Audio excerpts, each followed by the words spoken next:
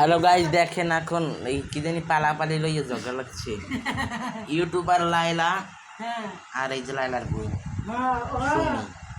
এই যে আমার নানি নানি মধ্যে মধ্যে তামসা দেখতেছে আর আন্টি হ্যার লগে লগে তাল দিতেছে, মানে হ্যার সাপোর্ট দিতেছে।